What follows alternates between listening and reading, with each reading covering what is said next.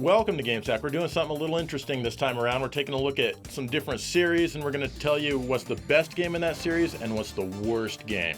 Do you think this is going to be a divisive episode, Joe? I mean, people might not actually agree with what we're saying are the best and worst games. I don't care. Well, that's their problem. I agree totally, but don't unsubscribe yet until you actually watch it. Yeah, then unsubscribe. Yeah. Let's get into it.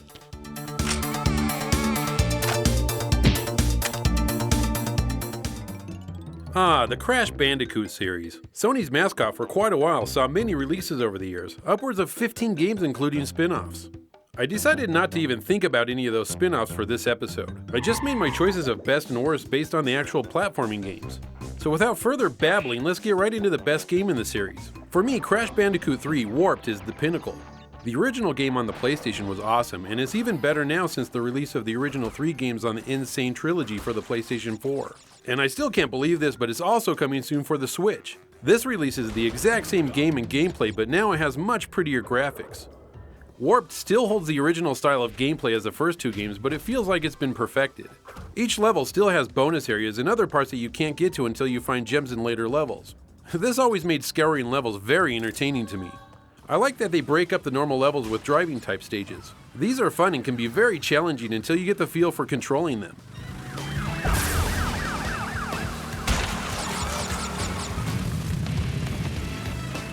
One day I'll get into this game in more depth, but it's time for me to move on to the black sheep of the series. For me, that game is Crash Mind Over Mutant on the PlayStation 2. By this time, the original developers Naughty Dog had moved on. Back in the day, they had that weird rule where they would only make 3 games of any given series. We all know that they've broken that rule now, but back then it made me mad. Mind Over Mutant was developed by Radical Entertainment. In their great wisdom, they decided to move away from the level-based gameplay that we all knew and loved and went with more of the open world style. Instead of having solid platforming, you now have lots of tedious chores that you have to do. Firstly, Crash can level up his spin attacks and other attributes.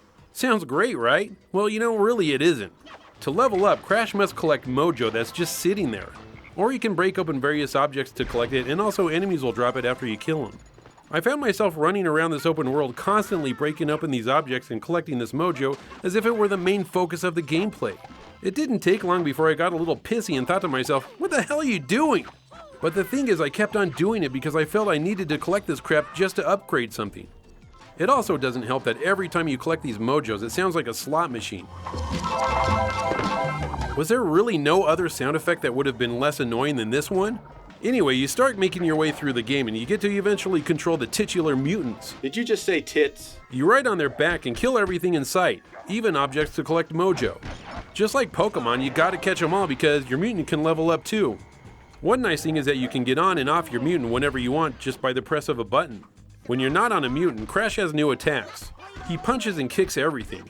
You can still use your spin move to kill things, but you won't do it much since it's very hard to do. You have to rotate the left analog stick to initiate a spin move. Yeah, I know, it's not easy, so needless to say, I rarely did it. Probably the biggest problem with this game is the fixed camera. Sometimes you're pretty far away from it fighting and everything looks small. Other times you're running towards the camera blindly wondering if you're going to fall off a cliffside.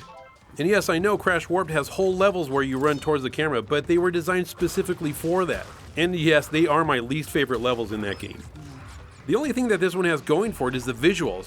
For a PS2 game, it looks pretty damn good. The backgrounds have a lot of character to them and are lush and vibrant. I really do enjoy the graphics and detail in this game. I know I've been pretty hard on this game, but what do you think of it?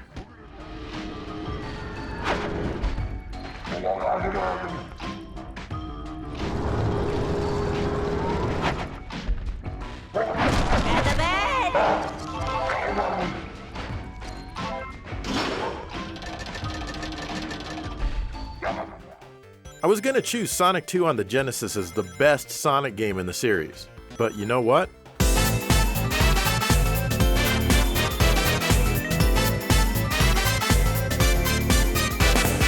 Sonic Mania takes everything that was great about the original 16-bit games, combines them, and adds new stuff all into a single new adventure. And today, I'm playing it on the Nintendo Switch. As many of you know, I'm not the world's biggest Sonic fan, and trust me, I'm thankful for that every single day. But Sonic Mania really is a standout title. It was developed by Christian Whitehead, a former homebrew programmer who's a much bigger Sonic fan than I am, and it really shows. You get to revisit some of the zones from the 16-bit cartridges and even from the Sega CD game.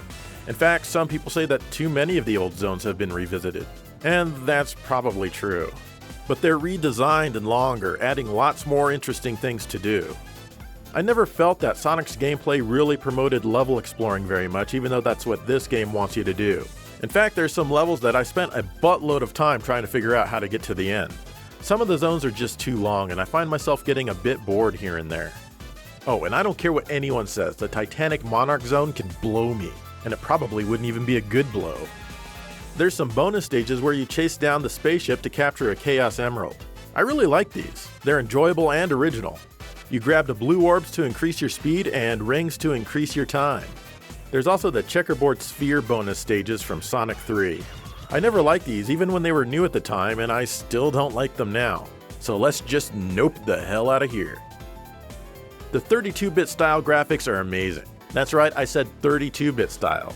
I don't think even the Neo Geo could pull off the visuals in this game, but the Saturn or PlayStation might.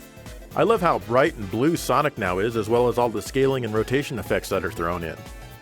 The majority of the music is outstanding, and I never get tired of listening to some of the stages. And there's a lot of variety in the tracks too. It's not a perfect game, but hands down it's the best Sonic game out there.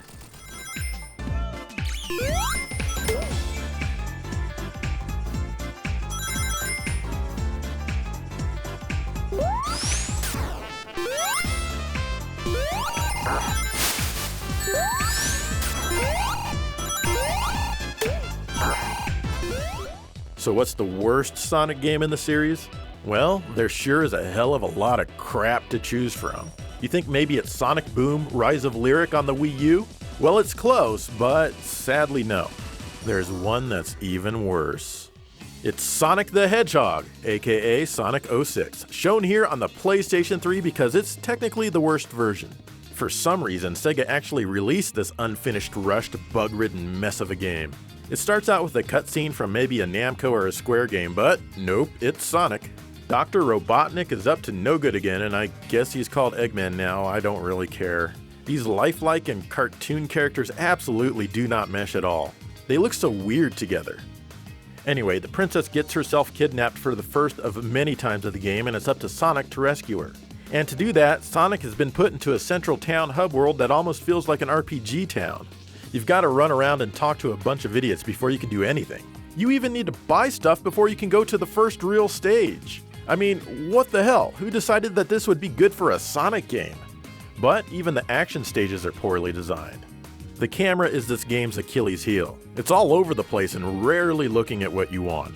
There's also no way to invert the camera controls. The camera can get caught in objects, and it also switches angles a lot as you run around. The game has a crap ton of slowdown almost 100% of the time. It's ridiculous. I mean, this is a frickin' Sonic game. There should be no slowdown ever. Wait, this is not the Genesis, so there's no blast processing, so I guess that's not a big surprise. The action control's okay, except that it does seem extremely twitchy. After most action stages, you'll be put back into the dumb town where you need to accomplish some stupid task in order to go to the next stage in order to save the world. Otherwise, the guards won't let you through. Okay, you don't want me to go in there? Well, save your own damn world then. The game's AI is extremely cheap, and this will cause a ton of deaths. Check out the fight against this moron. He keeps using his telekinesis and then throwing you, barely giving you any time at all to react or dodge. In fact, you can get eternally stuck if a ring bounces back and you grab it after an attack. Yep, pretty much nothing you can do here except reset the game. Though, you know what? I just recommend powering it down forever instead. Take this! It's no use! Also, Sonic's, relationship with the princess makes me feel somewhat uncomfortable. Your smile. That's all I need. Yeah, this game is vomit-inducing for many reasons. If the gameplay itself doesn't get you, the motion sickness will.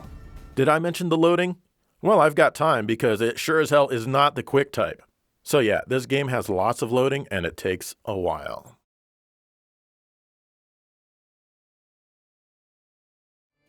Sega never even patched the game to fix the bugs, and even if they did, the design itself is beyond poor. However, I've got to admit that some of the music is pretty good though. Still, the Sonic franchise should never have been allowed to continue after this game. But it did, and at least we got Sonic Mania as a result, so there's that.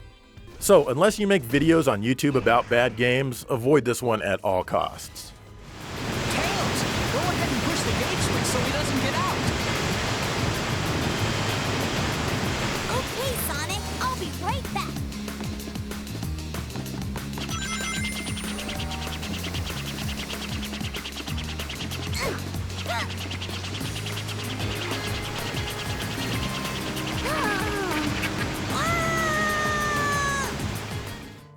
Animal Crossing on the GameCube is my favorite game in the series. It was one of those titles that I went into not knowing if I was going to like it or not. It was a new IP for us here in the West, as the first game came out only on the Nintendo 64 in Japan. The GameCube game is basically an enhanced version of the Nintendo 64 game. Anyway, I figured that it was a game made by Nintendo, so it really couldn't be bad. Nintendo couldn't do any wrong back in 2001, and after I played this game and got used to the flow of it, I was hooked. It's a title that lets you do what you want, when you want, within the confines of the game. Feel like fishing? Well then go ahead and fish. The fish that you catch you can either sell for money or donate them to the museum. What an exciting museum this is, and it's all thanks to me and my catches. The same goes with fossils and bugs. This is your world and you mold it to your desires. Time passes like it does in the real world with seasons and holidays. Everything is green in the spring and summertime. When winter comes along, everything is covered in snow. And yes, I see all the weeds. I haven't played this game in quite a while, so you know what? It is what it is. The GameCube version is my favorite, solely for the fact that you can collect old NES games and play them whenever you want. I really like this feature, and it began and died on the GameCube. This game is the perfect way to waste a lazy day, and I plan on revisiting my town and cleaning everything up and spend some quality time with this one again. However, the one game that I will never spend any quality time with is Animal Crossing Amiibo Festival on the Wii U. Instead of letting us have another fun installment of the franchise, we get a lousy spin-off that's a freaking board game. To make it even more dull, there's no mini-games while you're playing the main game. There's a few mini-games that aren't attached, but the one that I played, it wasn't even worth the effort. So to win the main game, you have to end with the most happy points. And you know what? Those two words piss me off. Happy points, huh? Ugh. To do this, you roll the dice and move the allotted spaces. Want to hear something really annoying? To roll the dice, it's mandatory that you use an Animal Crossing compatible amiibo every single time. Yes, you must put that dumb amiibo to the NFC reader every time it's your turn. That pisses me off more than happy points. Spaces have good and bad spots on them. The good spots will give you happy points and money. Money will be converted to happy points at the end of the game if you decide you can hold out that long. The bad spots typically aren't even bad. You'll lose some money or happy points, but they usually try to put a positive spin on it so your fragile feelings won't be hurt. What the hell is this world coming to? This stupid game is enabling people to be fragile. Anyway, when you land on a space, all it really does is make you want to play the real game and flush this one down the toilet like the turd that it is. You get scenes of things that happen in the real game like fishing or catching bugs. And there's very few positives to this one. At least you can select the month you want to play in so the scenery will change. Also, to keep the game from getting insanely dull, characters will visit during the week that will add spaces to the board. When you land on them, they trigger events which will break up the monotony of the whole experience. And just so you know, yes, I did buy this game, but I bought it on clearance for maybe $15. Do I feel ripped off? Hell yes! Hell yes! Hell yes! And I've got to say, the Nintendo that couldn't do any wrong in 2001 is not the same Nintendo anymore. This game proves that they can do plenty wrong.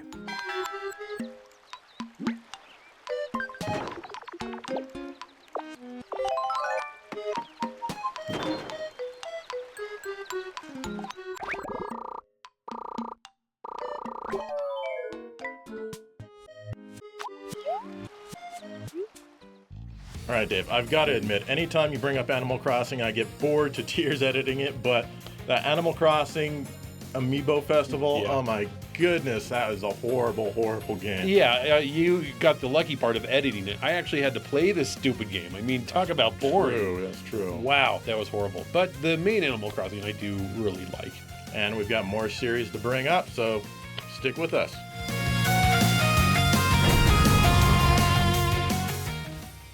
The best game in the Ys series is Yz8 Lacrimosa of Dana on the PlayStation 4. Actually, it's Dana, not Dana, but the pronunciation in Ys games is always a little weird. I mean, it's Ys and it's spelled with a Y, so I guess nobody should be surprised. Anyway, nostalgia really makes me want to pick Ys Book 1 and 2 for the TurboGrafx CD, but Yz8 is objectively the best game in the series, in my opinion. Also, I don't know the difference between subjectively and objectively. It's not perfect, but it's damned awesome. Adol is back and, Adol is back and he's looking more effeminate than ever. Japan really likes that, I guess. Do you guys like your Adol being all girly looking? The basic story of this one is that in the beginning you're on a ship with Dogi on your way to a new adventure when the ship suddenly gets attacked and taken down. You and everyone else on the ship wash up on a strange island. Right away, this game takes a departure from previous games in the series and goes for a full 3D third-person perspective view instead of the standard overhead style. The good news is that the gameplay doesn't suffer at all because of this. In fact, I'd say it's even better. As an action RPG, it's still very actiony and it plays similar to the more recent overhead games, complete with on-the-fly switching between party members. You'll want to do this because certain party members are more effective against certain enemies than other party members. Regardless of who you're currently controlling, all three of you will be fighting and damaging the enemy simultaneously. You'll all level up, even the characters who you don't have selectable that are traveling with you, though they level up a bit more slowly.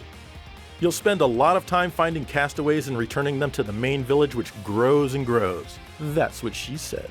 There are probably 1,000 different enemies here, including a crap ton of different bosses, all of which are very enjoyable to fight. The graphics are pretty nice and usually run at a solid 60 frames per second, though there are times where they drop, usually in the village. They're not the most detailed graphics on the PlayStation 4 or anything, but that doesn't mean they can't be appreciated. And of course, the music is outstanding, just like you'd expect for an Ys game. There's so many different melodies here, and each of them are fantastic. I wholeheartedly recommend this one a lot as it's tons of fun, and it will take you over 30 hours to complete, even more if you do all the side quests.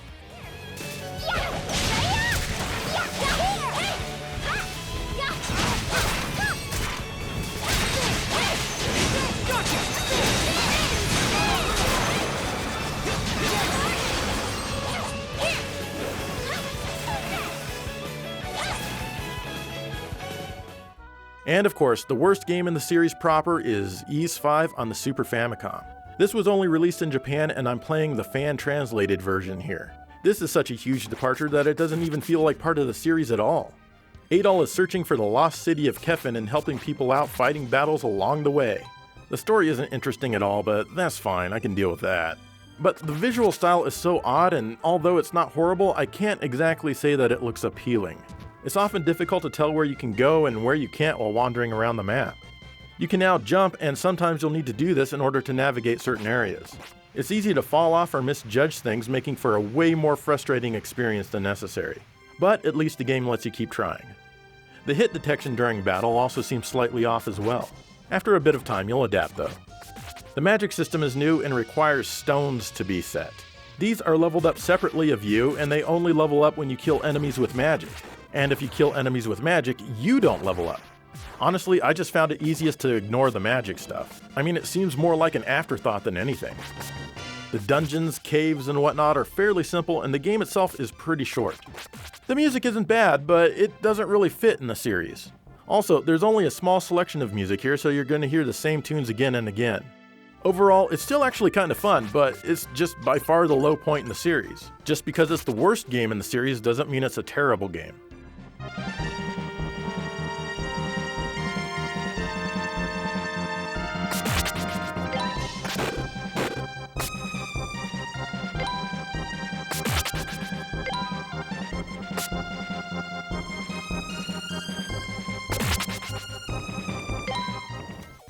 The Bomberman series of games has been played a lot through my history of gaming. I'm not saying I've played all of the Bomberman games because there's over 65 of them including spin-offs, but I've played my fair share of them. I've liked a lot of them very much, including releases like Super Bomberman 2 on the Super Nintendo. That game was amazing fun in single player and multiplayer, and I have fond memories of playing it with my family. But what's the best Bomberman game out there?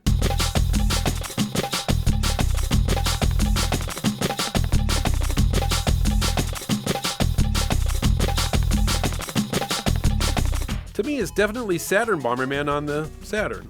This is the one that I've played the most and for good reason. Playing it alone, it's incredibly enjoyable. And with friends, well, we've had some super fun and super heated games. As I've mentioned before, playing this game with 10 players is the way to go. And yes, believe it or not, I know more people than just Joe. I love the cartoony graphics, and the CD audio just enhanced the already fun gameplay.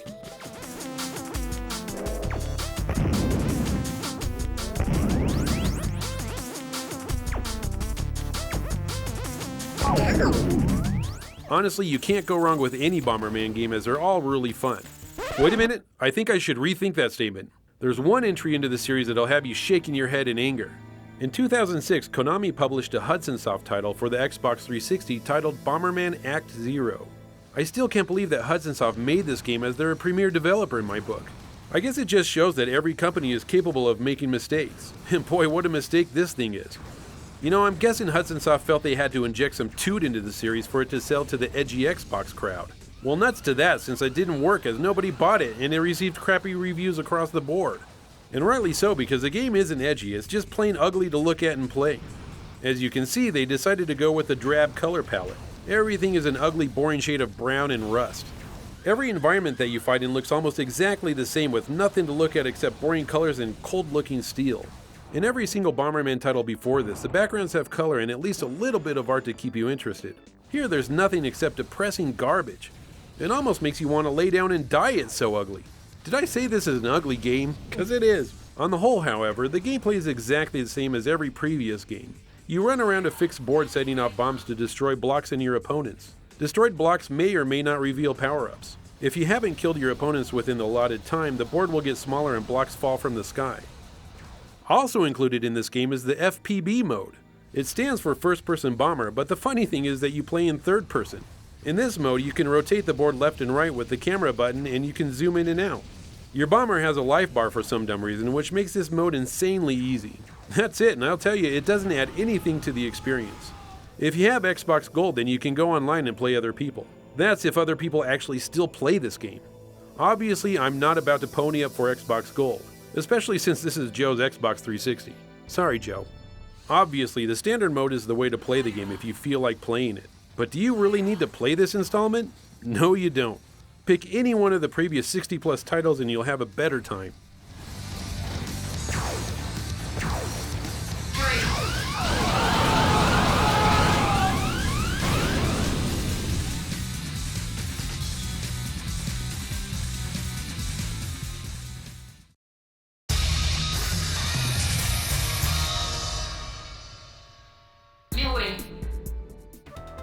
When Shinobi was released in the arcades in 1987, it started a fantastic series that went on for a while.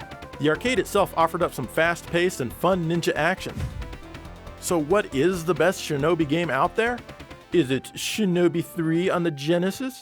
Well, I imagine a lot of people might think it is. I mean, come on, it's damned awesome in every single way. But personally, I prefer the early Genesis game, Revenge of Shinobi. There's just something about this game that works so damn well. It's not very much like the arcade at all. You're now dressed in white instead of black. You now have double jumps and can toss a spread of shurikens. Not only that, but you have a limited amount of shurikens unless you put in a simple code. All of the stages had a very unique feel and personality to them, and memorization is the key. Memorizing stages doesn't sound like something that's fun, but in this game it is.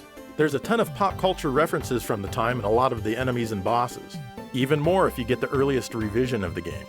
The soundtrack is also very catchy and extremely memorable. And of course, the gameplay keeps you coming back for more until you finish it. They sure packed a lot into this tiny 4-meg cartridge.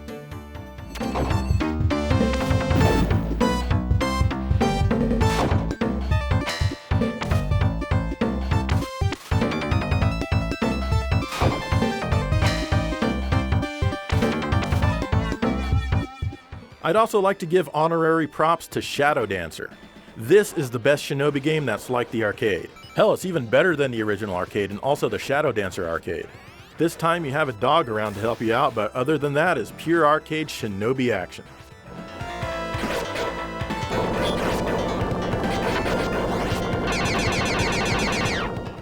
So, what could possibly be the worst Shinobi game? Why, it's none other than the Cyber Shinobi on the Sega Master System. Shinobi Part 2? Okay. This release tortured people in Europe, Brazil, Australia, and Canada. We never got it here in the United States, thank God. The story takes place in the year 2XXX, and you're the grandson of the Shinobi from the original games, Joe Musashi. You're also named Joe, and you're out to take down Cyber Zed, which was created from the ashes of the original Zed and Neo Zed that Grandpa defeated before. And despite the title, you are in no way part robot, and that right away is a big strike against the game. Come on, Sega, everything's better with robots. As you've surely already noticed, the game is choppy as hell. That's because there are no sprites in this game except you. Why they chose to make this one using only background tile animation, I'll never know. It could have been done with sprites and it would have been much smoother as a result. And since they made the game this way, the controls, especially the jumping, feels really floaty. You start off with only a melee type weapon to defeat enemies. And you'll need to defeat all of the enemies that the game throws at you in order for the screen to start scrolling again. Along the way, you bust open boxes which contain one of several different letters to help you out. S is for shot. This will let you fire a limited amount of projectiles. These can be powered up to better weapons. When those run out, it defaults to the next powerful projectile before it until you run completely out. You use these by pressing up and attack. The N icons give you ninjutsu or ninja magic. You use this by pressing both buttons and up at the same time. There are 4 different types of magic depending on how many N icons you've collected. Then there's a P icon which not only makes you more powerful, but more righteous as a human being. Trust me, you want these bad. Good luck trying to defeat bosses without them. Lastly, there's the L icon, which only gives you 1 flippin' bar of life. Gee, thanks. As you're walking along, sometimes the floor will drop out from under you, and unless you jump off immediately, you can forget it, you're dead.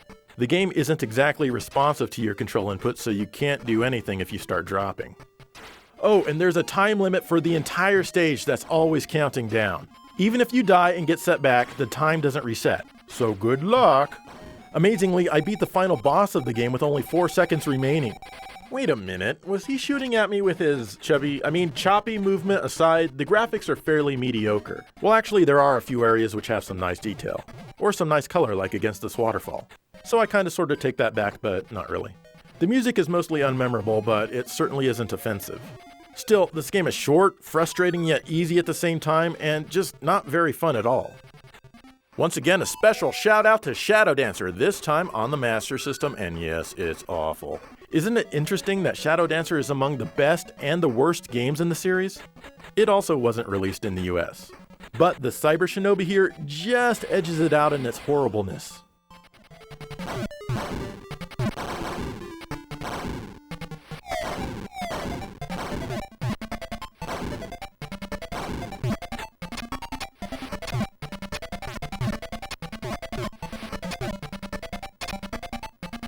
All right, there you go. Do you guys agree with us at all on what we thought were the best games in a franchise, or series, I should say? I agree. Oh, yeah, I agree totally, 100%. And also what were the worst. And I've got to say, I'm glad I never played Cyber Shinobi. So. Yeah, indeed. Anyway, what are some series you think we should take a look at and pick the best and worst games? What would you say are the best and worst games from those franchises? Let us know. And in the meantime, thank you for watching GameSat.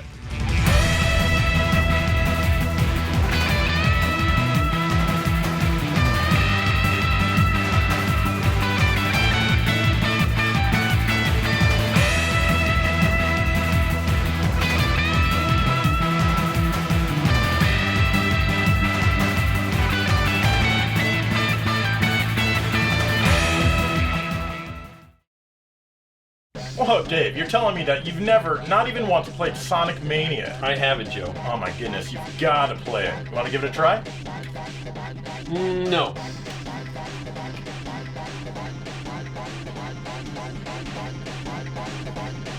Well, at least you'll play with me.